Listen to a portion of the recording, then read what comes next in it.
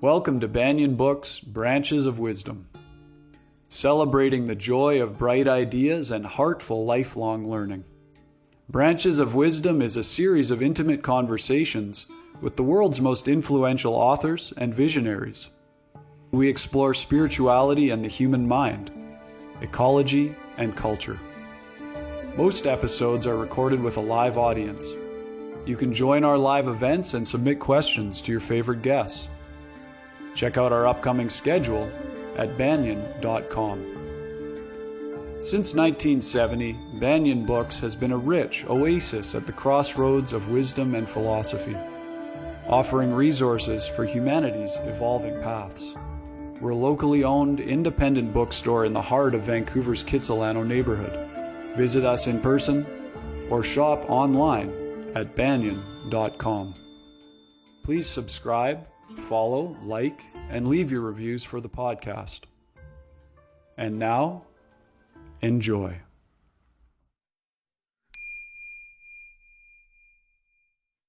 Hello, everybody. Welcome to Branches of Wisdom, the Banyan Books podcast. I'm your host, Ross McKeechee, and really excited today that we're being joined by Kendra Allen. Before we get to her formal introduction, Banyan Books acknowledges that although we have people joining us from all over the world for these events, the physical location of Banyan Books and Sound is on the traditional and unceded territories of the Coast Salish peoples, including the Musqueam, Squamish, and Tsleil-Waututh nations. Kendra Allen is a breakup coach, blogger, host of the HEARTBREAK podcast, and founder of Breakup Bestie. After going through a series of painful breakups, Kendra realized there was a huge gap online for practical and healthy heartbreak advice. In 2017, she launched her Instagram account @YourBreakupBestie and began talking with thousands of people all over the world about what struggles they were going through post-breakup. After listening, researching, and pulling from personal experience, Kendra launched her blog in 2018, online courses in 2019, and her popular Heal Your Heartbreak podcast in 2020. Kendra has spoken with thousands, impacted millions through her social media, and she has personally coached hundreds of people through heartbreak. She has been featured in Cosmopolitan, New York Post, On Air with Ryan Seacrest, ABC News, and dozens of popular podcasts. Today, Kendra Allen is with Banyan Books in conversation about her new book, The Breakup Workbook, exercises and advice to help you heal from your heartbreak and create your best life. Breakups are hard, but the good news is that there are real, tangible ways to ease the pain and help you through it. Kendra Allen's The Breakup Workbook is here to help. With fun exercises like Detox Your Ex checklist, as well as self-care practices, expert advice, and journal prompts, this workbook is the tool you need to start living your best life today.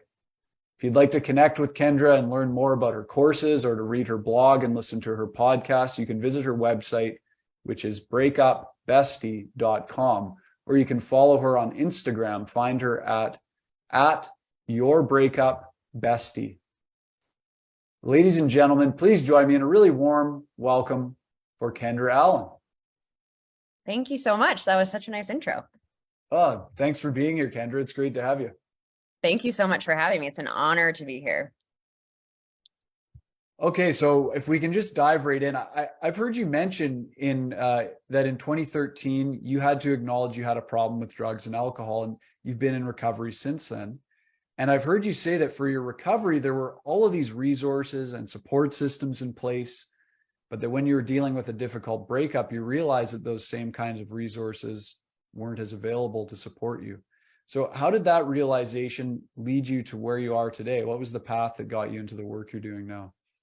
Yeah, so I got sober in 2013, and I think the realization of the gap that I saw with breakups versus my sobriety happened kind of more in hindsight. I think it was more of a subconscious thing at the time, but I just felt like getting sober is obviously such a difficult thing to go through, and it's something that impacts so many. And there's, very low success rates for people getting sober, but there were so many resources and I felt so held and supported through that process. But then when I went through a breakup, my first sober breakup, I felt like I had to piecemeal it all myself. And I felt like when looking back on that, I realized there has to be more for breakups. There was support groups, special therapists, books, different music. There was so many things that were available to me with sobriety. And then when you go through a breakup, you can Google it, but there's just nothing concrete, and you're kind of at the liberty of your friends and what they're able to share with you. And there are times where people, especially as we get older, you're going through a breakup and you might be the only single person in your support system. And it doesn't feel like you can reach out to anyone or talk to anyone about it. So I just really wanted to fill that gap. Right. Okay. Now, on your website, you write the following. You say, Breakup Bestie is about healing, not getting over your ex in 28 days or how to get your ex back, but about giving you practical tips, actions, and tools to be able to let go of your ex and leave with peace of mind. I'm wondering if you can clarify for us this aspect of what is the difference between healing and getting over an ex? Yeah. So I think another thing that I noticed when I started researching this space was the only thing that I really found online were these things that were get over your ex in 28 days. There was a lot of content on how to get your ex back. And what I realized when I went through my breakup is breakups are such a tremendous opportunity to dig deeper and to reflect on your relationship patterns. I just think as humans, we're very motivated by pain points. That's the time when we're going to call a therapist. We're going to maybe dig into that childhood trauma that we never really dealt with. That's the time we're going to do that. So I just think breakups are this really great opportunity that we get. And so I try not to make it about your ex and just not wanting them anymore, because to get over your ex, you could just hop into a new relationship, which isn't actually healing anything. And a lot of times what I've noticed is people, when they're going through breakups, they're also coming to terms with the fact that maybe they have an anxious attachment style that they finally want to address. Or maybe they'll take a look at the fact and realize, okay, the last 3 partners I've been with were emotionally unavailable. How can I pause and take a look at that and maybe change that moving forward? So I just think it's an opportunity to go deeper. I think breakups are really layered, but sometimes we just focus on how can I get over this person? And most of the time that ends up with hopping into a new relationship really fast. And then the heartbreak's just waiting for you on the other side of that. Right. I really love one of the phrases that you seem to really hold close is "this too shall pass." Yeah. It's my How favorite. important is that? Yeah. It's like my favorite thing. I use it with anything that I go through. It's just such a reminder that everything is temporary. Breakups are so overwhelming and they're so gut-wrenching. And I know the feeling of believing that you're never going to feel anything different. So this too shall pass. It's just something to hang on to remember, like, you're not going to feel this sad forever. You're not going to feel this heartbroken forever. I always encourage people to look back on, maybe if they haven't had past relationships, they can look back at like when they lost a job or when they lost a friend or they were just going through something really hard, and then looking back and realizing like we get through hard things. And it's really hard to maintain perspective when we're going through something as traumatic as a breakup. So I just love to give that perspective. Yes, it seems like a lot of the work that you do is focused on helping people broaden their perspective. Because when I personally have been through breakups, and sometimes you just feel like you have no control over what's happening. You do things you would never do in normal circumstances. Can you talk a little bit about why is it that we do these things after a breakup that we would normally have way more self-control? What's actually going on inside of us there? Yeah, so I think initially when I started Breakup Bestie, a lot of this was anecdotal, but as time has gone on, I've had the chance to interview experts in this area on my podcast, and it's just really affirmed this whole thing. But I think first of all, I want to acknowledge that breakups are a really big deal, and I really don't think they get the credit that they deserve. It's Relationships are a huge aspect of your life. I never think that they should be your entire life, but they are a tremendously big aspect of your life. And when you go through a breakup, especially one that you weren't necessarily, you didn't want and you weren't expecting, I always say, like, you get broken up with on a Sunday and Monday you have to show up to go to work. And that's like, we don't give enough credit to how emotionally dysregulating that is, how the rug has just been completely wiped out from underneath you. Maybe you need a new place to live. You have to split up all this stuff. There's logistics of it. There's just so much that goes on. So I want to acknowledge that first. And it is really easy to start believing that your whole life is over, and we forget that we have friends and family and a job or a career that we have other things outside of the breakup, but all we do is focus in on the thing that we lost. And then what's going on inside of us is love brings a lot of the same brain chemicals, dopamine, oxytocin, the things that we experience when someone were to use drugs. It's the same thing. And so your brain is used to your partner being the source of these chemicals that make your brain feel really good. And then all of a sudden that person is gone, and your brain, I interviewed Dr. Amen, and he said your brain actually looks for your partner because they're like, I need more. I need more of that source.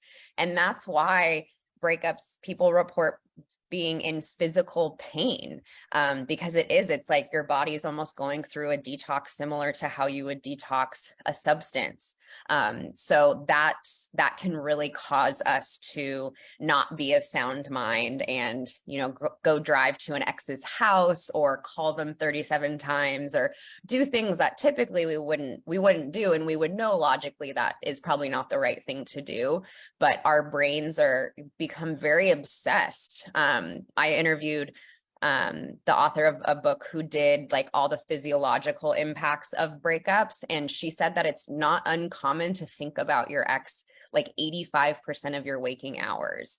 So it causes obsession, compulsion, all of those things. And people think they're going crazy. You're not, you're just going through heartbreak. It can make you feel crazy, but I think people get really scared that they're always going to feel like this. And they think if this person can make me feel so out of my mind, I must have to be with them. I think people get really focused in on, I lost my soulmate. That's the person I'm supposed to be with. Otherwise I wouldn't feel this bad if that wasn't the person I'm meant to be with, Yes, and you actually use the word detoxing from your ex. You've got the four sections in this wonderful workbook, and the second is called detoxing from your ex, which is just like detoxing from a substance, isn't it? Yeah. I really think it's so similar, and I do think it should follow similar protocol. That's why I'm a really big proponent of the no contact rule of not reaching out to your ex. I know that this is more of a complication when you share kids with your ex or you have to have contact with them, but I always use the analogy, like someone who's in recovery from alcohol, they wouldn't put wine in front of them every single day. There's a reason they can't have like 2 glasses of wine on a Friday night. It's because it sends them back into the spiral. So that's why I think if you're able to, not to have any contact with your ex, because you need to give your brain the chance to adjust to this new normal. Right. Okay, so this no contact rule, I'm really curious about this because I can really see what the benefits are. And then the sort of suspicious part of my mind says, well, what about, there's a lot of people nowadays that want to have a quote unquote conscious breakup or a conscious Yeah. separation. And a lot of the times that means we stay in touch with each other. We're debriefing. We're trying to help each other process. And supposedly it's supposed to help accelerate our growth, accelerate our healing towards the next relationship. How do you address that? Yeah. So I know this is like definitely more of a trend. I mean, not just a trend. It's becoming more popular of things to do. The problem that I have is I don't love that. I think sometimes in society now we believe that the mature way to handle a breakup is one where you have to remain friends with your ex, and it's immature to cut them off. I don't love that because I don't want anyone, because a lot of people cannot handle being friends with an ex because they're still in love with them. I think conscious uncoupling can work if two people have amicably decided that the breakup needs to happen. But if one person did not want the breakup to happen, I just have a really hard time believing that you're okay with just being friends with them. I always say, like, if you're friends with your ex, you kind of have to be okay with them telling you if they're going on a date, because that's how friends act. And when I say it that way, people say, oh, I can't even begin to imagine my ex telling me that they're going on a date. So I think if both people are on the same page about the breakup and you guys can do that, especially if you guys share kids and you guys can have that relationship, that's amazing. I just think that is so much more the exception than it is the rule. I think most breakups, one person really didn't want it to happen. And you can't just turn your feelings off.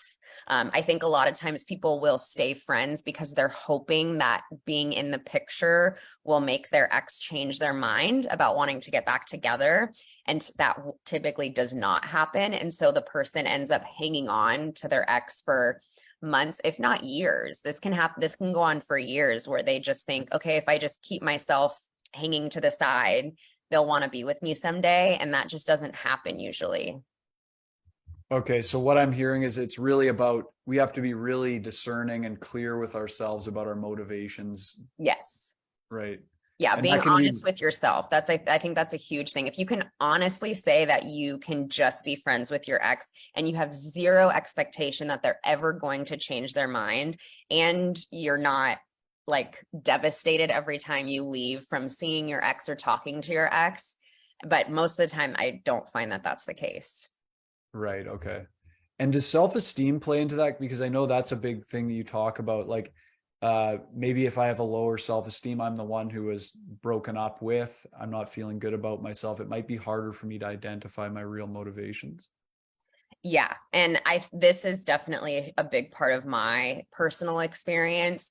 I did not have good self-esteem for a really long time. And I would pretty much, like, the way I say it is, if you liked me, I liked you, kind of a thing. I just wanted validation. I wanted someone to tell me that I was good enough to, want to see or want to talk to. And so I would end up in these situations where someone would tell me, I can't be in a relationship with you. It was situationships, which was not a term when I was going through this, but now it's become a much bigger term. But I can't commit to you in a relationship, but I really like hanging out with you and I like talking to you. And I would say, yeah, that's fine.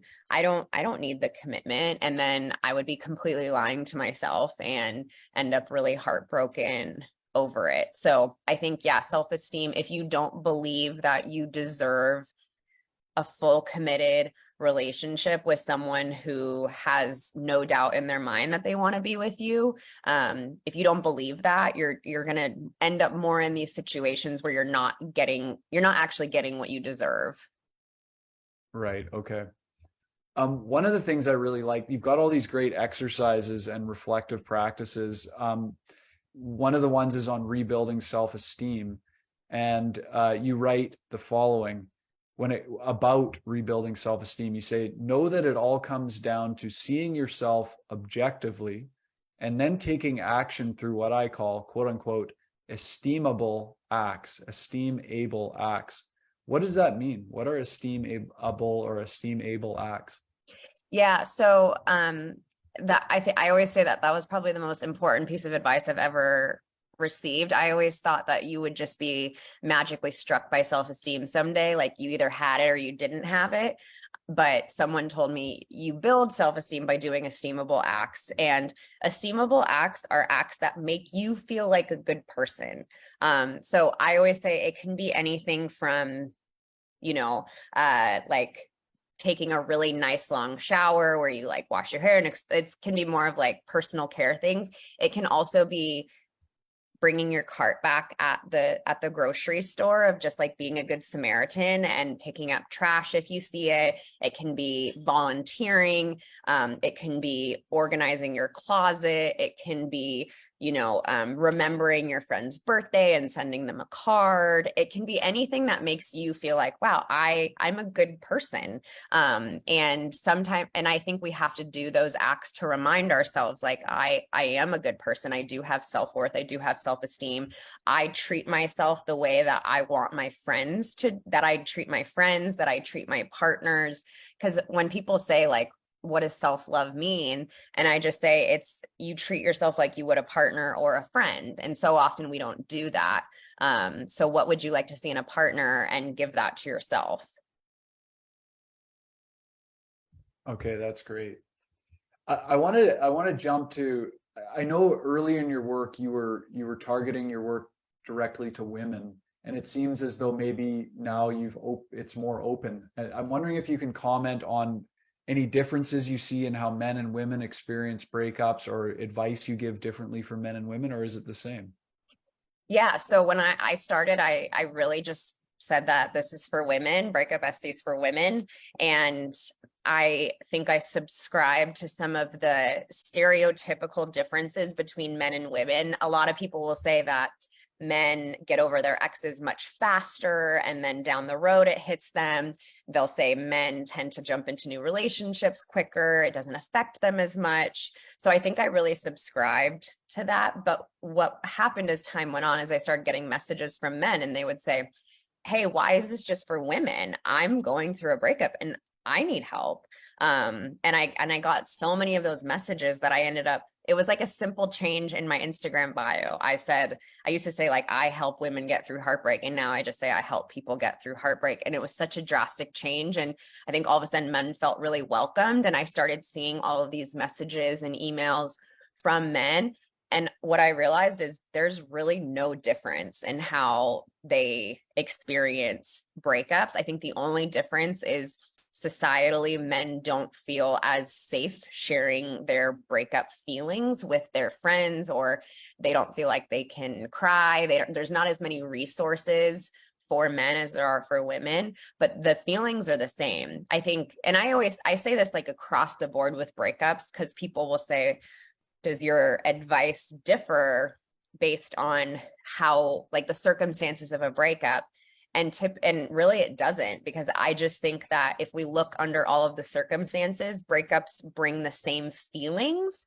And I think it's so important to focus on the feelings versus the circumstances, or the gender, or whatever, kind of other characteristics are part of the breakup. Okay, so the same goes for sexual orientation, all those things. Yeah. Right. Okay. It's a human experience. It's a human experience. Yeah. I always say, like, I could line up 1,000 people going through breakups and they could tell me 1,000 different stories. But if I just took tally of the feelings that they say that they are experiencing, it would be like under 15. Wow. Wow.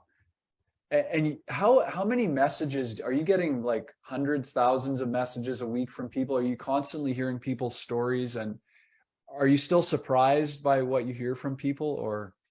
I do get, I get dozens a day. I think I've really had to put up some of my personal boundaries in terms of messages. I used to reply to every single message that I got, and now I just don't have, the resources or the capacity to do that. But I will say it's pretty rare that I'm surprised by a message. And I always say, like, I always say it's like kind of a dangerous thing to believe that your breakup situation is different, because I think when you think your situation's different, you don't think that people can help you and you don't think people can relate to you. And so I always try to say, like, it's very rare that we have unique experiences when it comes to breakups. And I say that not to like invalidate people's experiences. I say it so they can open themselves up and realize, like, okay, even though my best friend's married, they have been through a heartbreak before and they remember what it feels like. We all remember what it feels like. So I encourage, like, even if someone's in a relationship and they're your friend, you can go to them and ask for their advice, or you can have them listen to you. So I think it's really important that people don't think that their situation is super unique. Right. Okay. So helping people to feel they're not alone. Yes, that's a huge goal of my entire platform, is making sure people know that they're not alone in their heartbreak. Fantastic. One of the things I love, I was looking at your blog and you've got some really great content there. And two of the things that I'm really interested in are music and movies and the power of those to help us feel and move through things in life or gain insight. I was wondering, for instance, when I went through a breakup after an 11-year relationship, a friend sent me a song. It was a Coldplay song, The Scientist. Oh, yeah. And that was like so powerful to help me grieve and, reflect on how I was feeling. What have you seen as the power of music for helping us to move through these challenging moments? That Coldplay song is on my cry playlist. So Is that it? is a Okay. very, that's like I can like feel my past breakups in that song. I mean, music is so powerful. It's like there's so much, there's so many songs that you can listen to and remember who you were with and what the experience was when you were hearing it. And I mean, music can put feelings into words that you didn't even know you had. So I just think music is so important. I always had a really hard time crying. I always felt very embarrassed by it. And so I used to like really bottle up tears, and then they would come out at I always joke, like inopportune moments, because I didn't have like a regular practice of doing it. So for me, I created, and this was like, almost 10 years ago, I created a cry playlist of songs that really evoked feelings for me. And I would get in my car and I would feel very safe and in my bubble and I would cry. And so that was really where it started. And then as time has gone on, I realized like music can really, I think, music can really validate feelings that we have and be a really great outlet to get those feelings out. I think a big part of breakups is validating your feelings and having an outlet for them. So I have 4 different breakup playlists now. I have the cry one to help people really get into that state of knowing it's okay to cry and it's okay to get those feelings out. I have a like an anger one, which I think is also really important. I think anger is a really underrated emotion that is okay to feel during a breakup. And then I have a really empowering one called Moving On, of that feeling of, and we can listen to that even if we haven't moved on, but just that can give us the hope, like at some point I will believe these lyrics as they're being said. And then later on, people said, I really want some upbeat music that doesn't have anything to do with love. Like I want some pump up music that doesn't talk about love. So I made a playlist of happy non-love songs, which actually proved to be much harder than I thought. So I think that's important too. I always say with like, be very mindful of the content you consume when you're going through a breakup. It's not the time to watch The Notebook. It's not the time to, look at like really sappy things. It's not the time to like scroll through social media if you have a bunch of friends that just got engaged. Like it's really important to be mindful of what you're consuming, because you're already thinking about your ex a lot throughout the day. So it's important to have some things that you can get lost in that won't remind you of your ex. Right. There's a question I really wanted to ask you that reminded me of. Distractions, healthy distractions, because you talk about there's this idea that we shouldn't be distracting ourselves, that we should be sitting with our emotions all the time. But I've found this too. I used to think that was true. And then I realized, oh, there's a certain relief that provides for me emotionally to be able to focus my mind on something else for a while and come back to processing a little later. Can you talk about some of the misunderstandings about distractions and how we can find healthy distractions? Yeah, I mean, I always say distractions get a bad rap. I think as a society, we're like moving into this space of healing is good and therapy is great. And I think that's like a great direction we're moving in. But at the same time, I mean, if we think about it this way, like our brain even has built-in mechanisms to shield us from really intense feelings and really intense trauma. So even our like body kind of knows how to do that, of like compartmentalizing these really intense things. So I think it's really healthy and really important to do that. In the beginning of a breakup, your feelings are too big, and you don't, like we talked about, you don't have the perspective to fully be able to process them. I use the example of, I did EMDR therapy, which is a form of trauma therapy. And I was sitting down with my therapist, and she said, and I wanted to like get to the big trauma thing right away. And she said, we do not handle things when they're at a 10.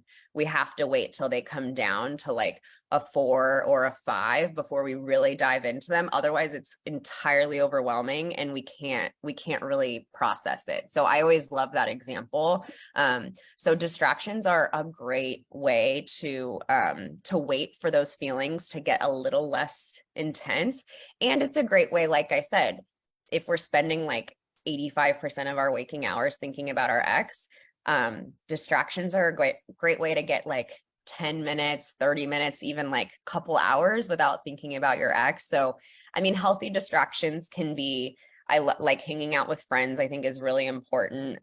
Even if I get the question of, I got invited to my friend's dinner, but I don't want to be a Debbie Downer. Should I not go? And I think our mind tells us that we want to isolate when we're going through a breakup because we just feel like a walking rain cloud.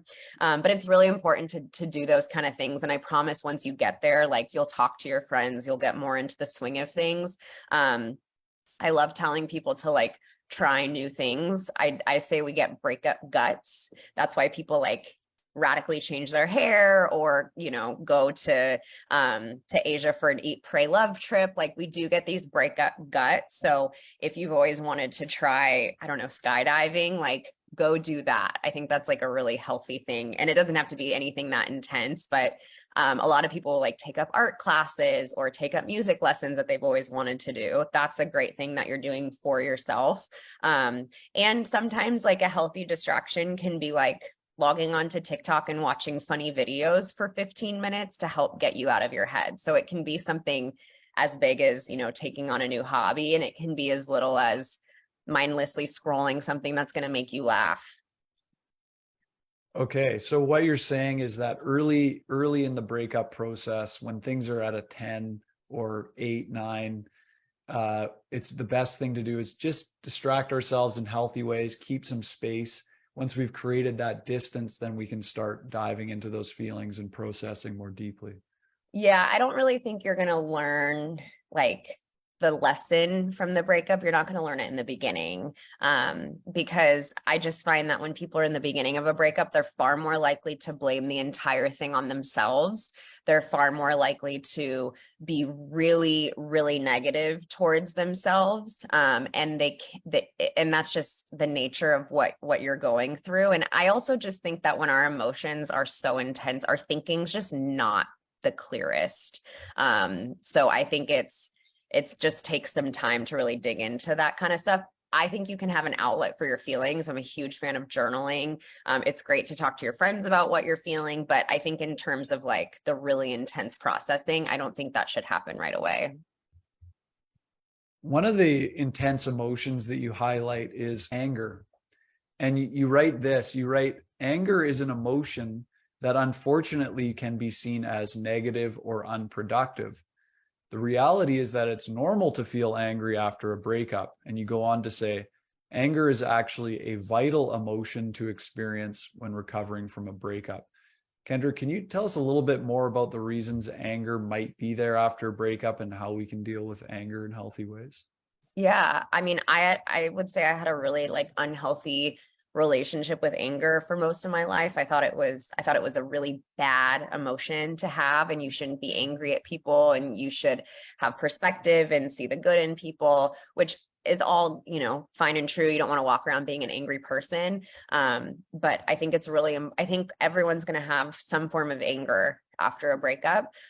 Sometimes it doesn't come right away. Sometimes it takes time, and you might not even be mad at your ex. I think a lot of people are mad at their ex. I think a lot of people just are mad at the situation. Like, how did I get here? Why me? Why am I going through this? And then a lot of people, I think most people end up really mad at themselves for one reason or another. And I don't think we acknowledge anger that we have towards ourselves. So, I mean, you can be angry at your ex's mom because she made a comment about how she didn't like you, or there, like, anger can fall in so many different ways. But I think it's an important thing to at least validate, and have like a healthy outlet for it. I think unrecognized anger can either really like move with you into future relationships. And I think a big issue that a lot of people have is having their ex up on a pedestal, and they'll say like, my ex was perfect. There was nothing wrong with them. I'm never going to find someone as great as this person. And sometimes you have to consciously look at like, your ex is a human. No one's perfect. And so sometimes getting mad at your ex can be the thing that knocks them down off the pedestal and makes you realize like, yeah, they were a good person. We had really great memories together, but there are other people out there like them. Right. Section or part 3 of the book is healing and rebuilding. And you say these are they're part of the same process, but two separate processes.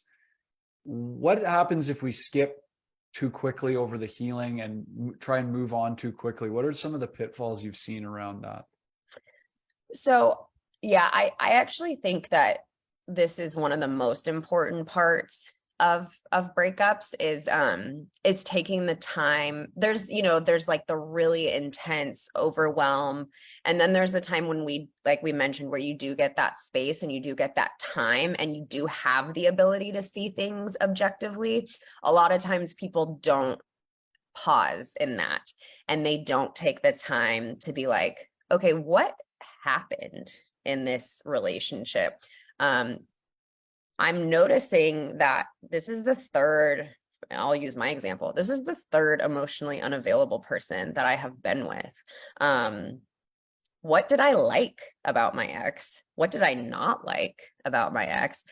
What did I like about myself in the relationship? And was there anything that this relationship brought out in me that I didn't like? Those are really important questions to ask. Is this a relationship indicative of some kind of pattern that I have in my life? I think if we don't take the time to do that, we end up, I call it like dating the same person over and over again with a different name, kind of a thing, where you just end up in the exact same thing.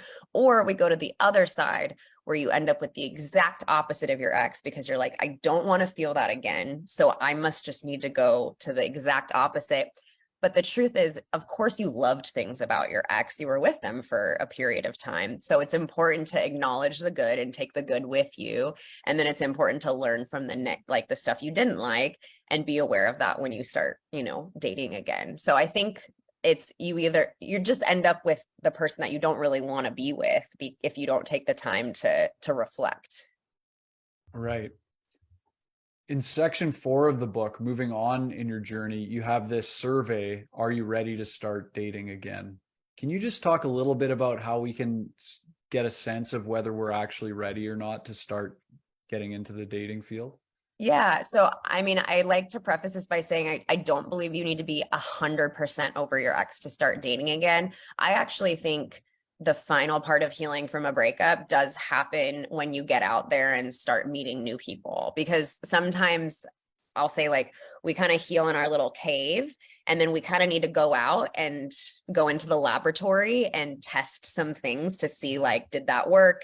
Like, does this still bother me? So I think we do need to get out there. I like to say you're dating because you want to add value to your life, not because it's a need to get rid of the pain that you have. Dating should never be used as a substitution for any of like the healing practices that you've done. That's a big one. I think if you log on to, let's say, a dating app and you just scroll through everyone and automatically your first thought is, there's no one here like my ex. I'm never going to find someone. That's a sign, like, pause, too early, because like I promise there's people you'll see on there that you could potentially connect with.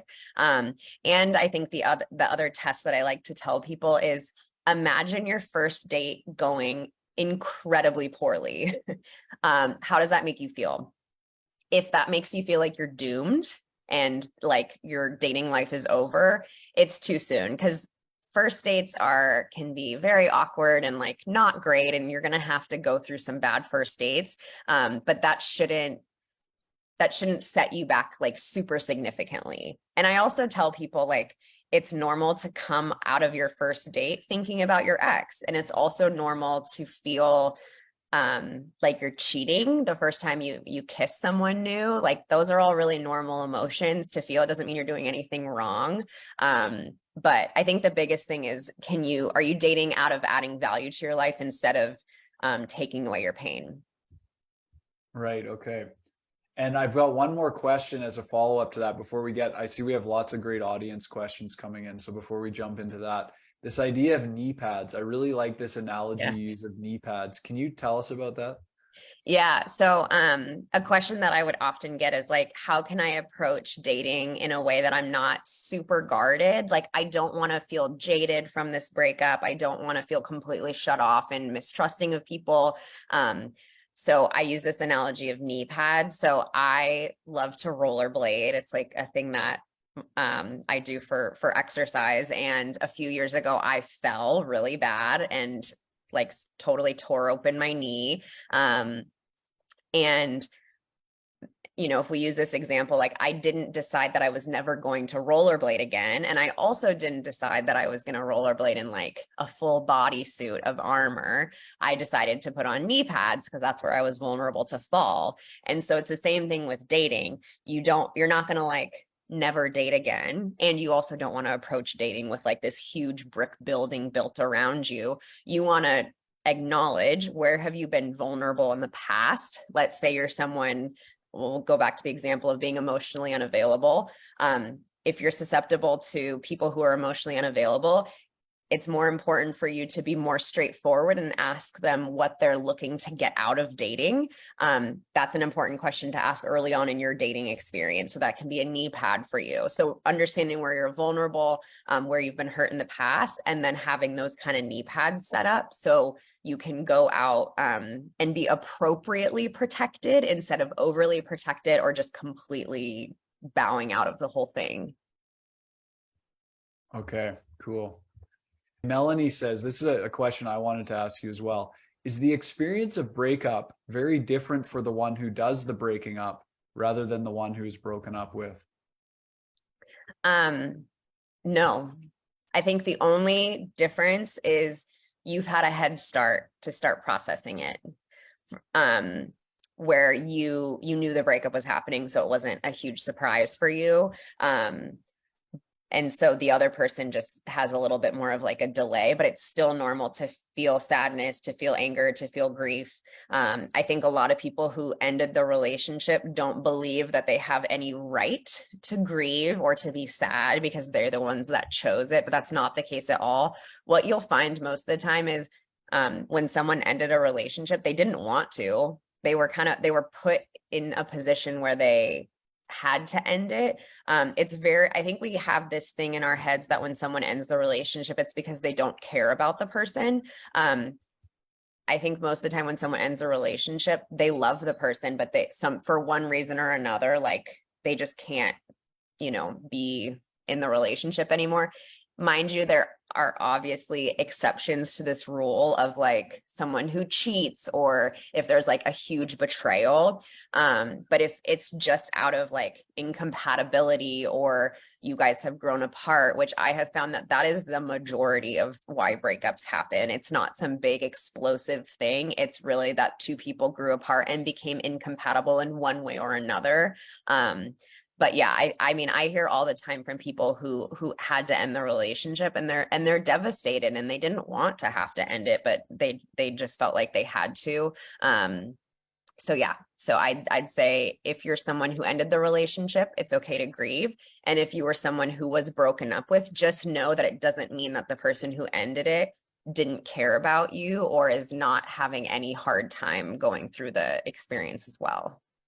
Right. I've seen that's one of the things you talk about a lot, is this idea that there's a big discrepancy between how I'm experiencing and processing this and seeing how my ex is moving on, and how we can manage that. Hey. Yeah. There's a question here from somebody else who's also named Kendra. Oh, cool. I don't meet a lot of Yeah. Kendras. Yeah. Kendra says, I have been ghosted 3 times in 3 different relationships. How can I have a better judge of character? Also, how can I be prepared if this happens again in the future? Yeah, ghosting is I think unless it's happening because someone feels unsafe, it's like it's like just an incredibly cowardly act that someone does. And it typically just means like they don't have the capacity to have difficult conversations. So I think I don't want you to see this as a way of like beating yourself up for not seeing, like not being a good judge of character. I would say that's something you can probably explore a little bit earlier on in like dating, is how they do handle hard conversations. I don't know if you're someone who has a hard time bringing up like how do you feel like this is going? Where do you see this relationship going? Which I know can feel really difficult they can be difficult conversations to have, but it's so much better to get that judge earlier on. And I would assume if someone can handle those kinds of conversations, they're not going to end up ghosting you, because they have the emotional capacity and maturity to have those conversations with you instead of just completely disappearing.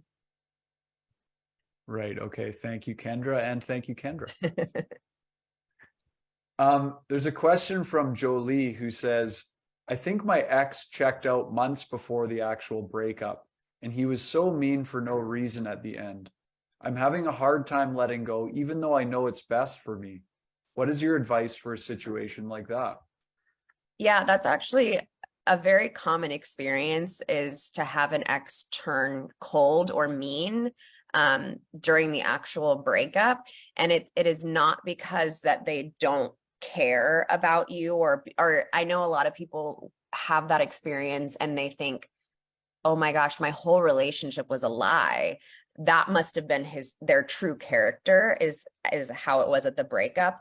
When in reality, and I don't want to like write off bad behavior, but I do think it's really difficult to end a relationship with someone that you care about. I can speak personally, like the times I've had to end relationships, I wish I was on the other side. I remember saying, I wish they would just break up with me because I don't want to do this.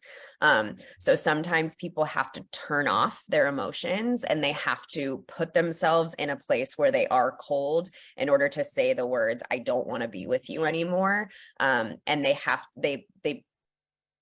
they put themselves in that position to make it easier to end it. And sometimes people think it's easier for both people if someone's mean about it, because that way it's just like done and over with, and there's no arguing, and there's no trying to reconcile. So I would say, as hard as it is to probably let go of that experience and let go of what they said to you at the end, don't focus on that. It's okay to grieve the relationship, but don't hang on to what was said at the end, because that was out of character. I'd say the person you were with for the relationship, that was the person you were with. Okay, thank you. There's a question here from Bree who says, is it normal to feel exhausted at the thought of dating again? It's been 16 months since my breakup, and I have no interest in putting myself back out there. Yeah, it's really normal. I think especially now with how exhausting dating apps can feel and all of that, it can feel like an extra job to be like looking for a partner. So yeah, it's completely normal.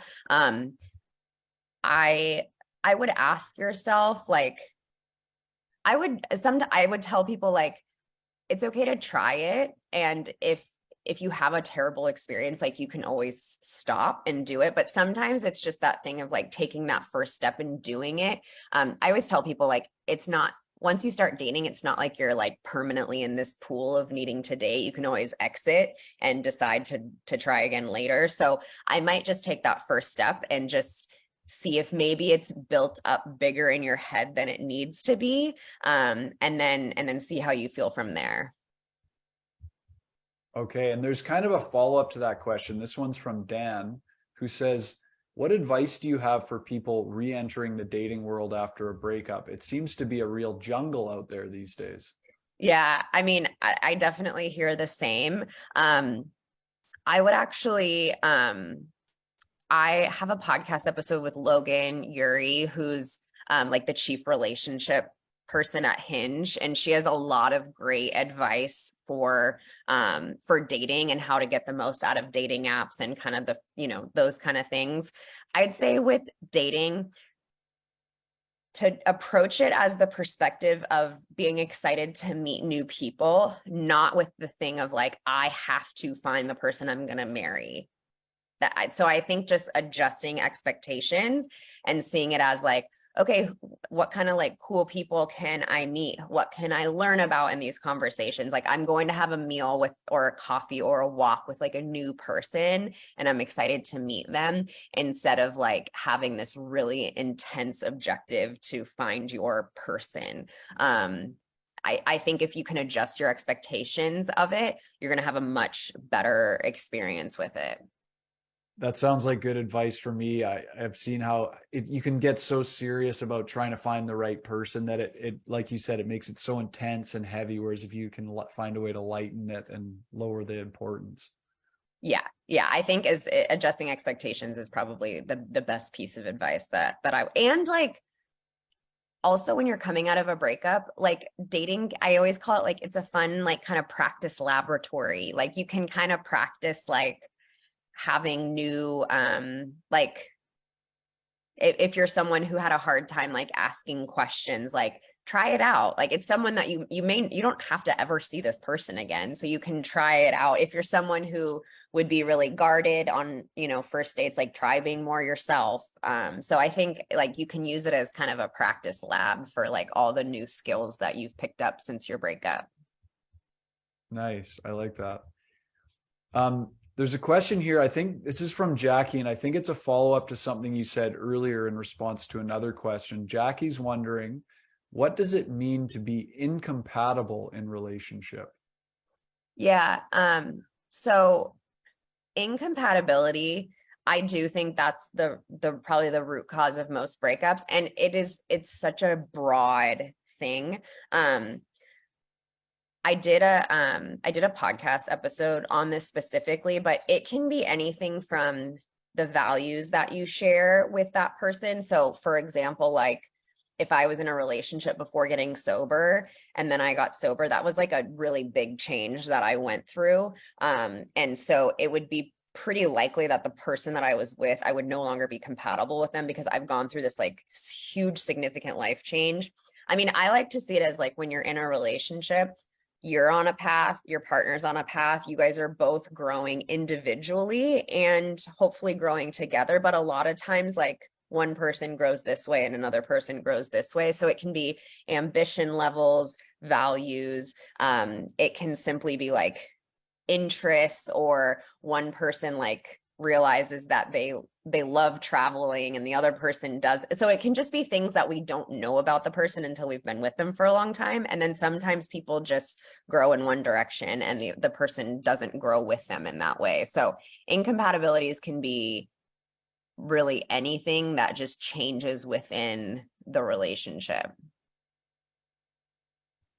Do you ever talk to people who have been married for many years, maybe have kids together, and they still love each other and they really don't want to go separate ways, and that incompatibility is there. Is there ever ways, do you think, for them to find a way to become compatible again?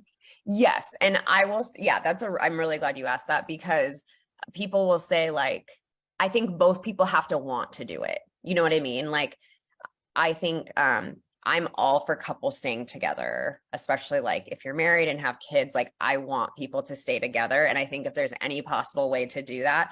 But what I think a lot of the times in these particular situations, one person has decided like they no longer want to be in the relationship. So I think if both people are committed to making the relationship work, I think they can go to couples therapy. Like, they can try bringing, like communicating a lot more around this topic.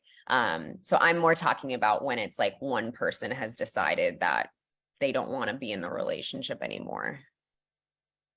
Right. Okay. I think we've got time for one more question. There's one here. I think this is such an important question, and I know you have a lot of different ways to respond to this. This is from Alex, who says, how do I reroute when the desire to contact my ex is very strong? Other than CBT type exercises, what is a deeper way to change this urge? Yeah, I mean, so I like to share this story because this was like the biggest insight that I had with not contacting an ex the last breakup I went through. But I happened to go through a breakup 2 weeks before my ex's birthday, and I really wanted to wish him happy birthday. Like, more than anything, I wanted to, maybe that could be a seed to get back together, start talking, and to reconcile. And I had a friend, I was doing that thing where you ask all your friends and you're hoping one person tells you it's an okay idea. So I was doing that, and I was trying to get someone to tell me it was a good idea. And I had a friend say, Kendra, what's like the only response that would make you feel good about the fact that you sent that message? And I said, and I thought about it, and I said, yeah, it would probably be like, I miss you so much. I've been thinking about you. I think I made a terrible mistake. Like, that's like the only response I'd be happy with. And then he asked me, what do you think he will reply with? And I thought about it, and I realized it was thanks or nothing. Like, there's a chance there would be no response. And how would I feel then? I would be completely crushed. So I think having the realization that the expectation that you have of what they're going to say back to you versus what they're actually going to say back to you are almost never going to be the same. And it's almost always going to leave you feeling incredibly disappointed. It's probably going to leave you feeling slightly like ashamed and embarrassed. It's going to bring up a lot of different things. And even if you guys were to talk, you're still going to have to deal with the fallout of the fact that you guys are broken up. So I hear all the time, it's like, my ex and I caught up on the phone. It was so great, the entire conversation. And then I got off the phone and sobbed because I had to realize again that we were broken up. So I think having that insight of it's just not going to help is going to be like really helpful. I think a big tool too is telling yourself that you can reach out to them in 24 hours. And writing down what you want to say to them in the moment. And then 24 hours later, reading what you planned on sending and realizing like, probably wasn't a good idea. It's very rare that like in 24 hours, someone still wants to reach out. So doing that kind of a thing can also help. And I think it's really important to have an outlet to write down things that you want to say to your ex. So I always tell this to people, but like, you can change your contact in your phone, like your personal number to whatever you want. So you could change your own number to X and just text yourself. That can be helpful too. It's normal to want to reach out to them. And I think it's important to have an outlet to do it. So there's no shame in wanting to, and sometimes if there's a big shame and guilt of wanting to reach out, you're going to be more likely to reach out because there's shame and guilt around it.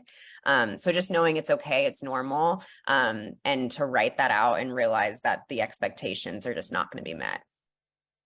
Right. Okay.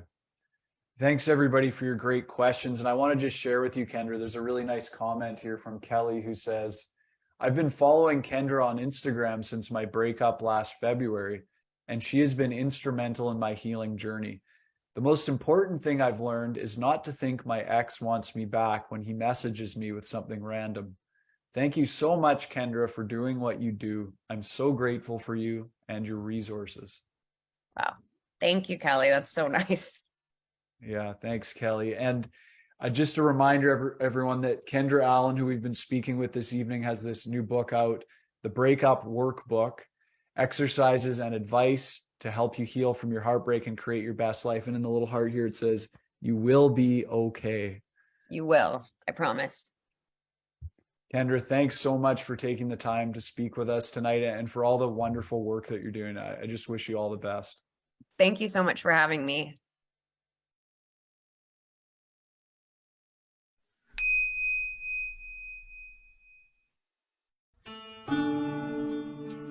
Thanks for joining us for Branches of Wisdom, a podcast of Banyan Books and Sound, Canada's spiritual and healing resource since 1970. Our podcast producer is Jacob Steele. The show is edited by Abdo Habani. And I'm your host, Ross McKeechee. Watch all our conversations on YouTube by searching for Banyan Books, or listen on your favorite podcast platform. Please subscribe, follow, like, and leave your reviews and comments. We love to hear from you. For all our live events, books, and more, visit us at banyan.com.